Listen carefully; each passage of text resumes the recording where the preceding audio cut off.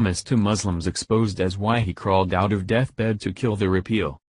Early Friday morning, traitor John McCain strutted into the Senate chamber to the burst of applause from Senate Democrats and cast the decisive vote to end the repeal of Obamacare. Liberals Friday morning were in full celebration over McCain sticking it to Trump and the Republican Party one final time, where headlines were hailing him a hero, nicknaming him Maverick like Top Gun's hero. Now McCain's sickening motive for screwing over his own party and all of America is coming to light, after what was just revealed about who is benefiting the most from Obamacare staying in place. In case you weren't aware, McCain is a rabid Muslim lover, not to mention the ISIS terrorists' #1 ally.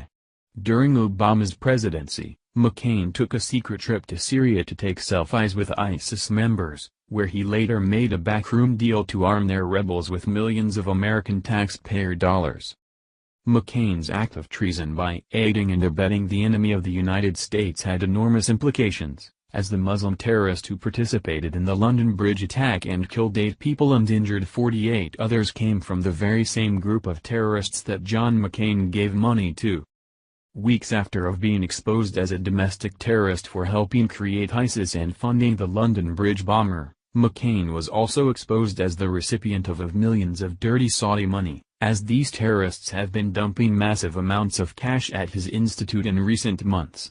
If that wasn't enough to make you convinced this man needs to be locked in prison for the rest of his miserable life, his motive for throwing America under the bus and voting against the repeal of Obamacare surely will.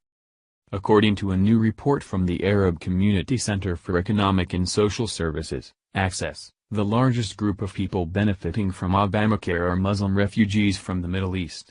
Being that McCain is the biggest Muslim lover in D.C., now it makes perfect sense why this ISIS-supporting traitor would want to protect millions of Muslim migrants from the devastating effects of an Obamacare repeal. Dennis Michael Lynch reported. Refugees and immigrants from the Middle East are benefiting from Obamacare, big time. For example, the outskirts of Detroit are heavily populated with immigrants from the Middle East, some of them refugees. Mosques are found throughout the area, including the biggest mosque in America, which is located in Dearborn. The Metro Detroit area has a huge Obamacare enrollment.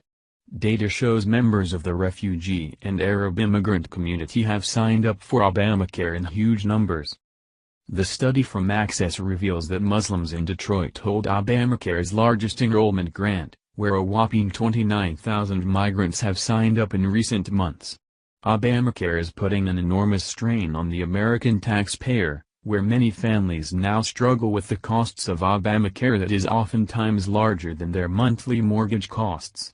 When Muslims migrate to America, not only are they qualifying for health care and food stamps, but so do their 5 and 6 wives and the litter of spawn that each of their spouses produce.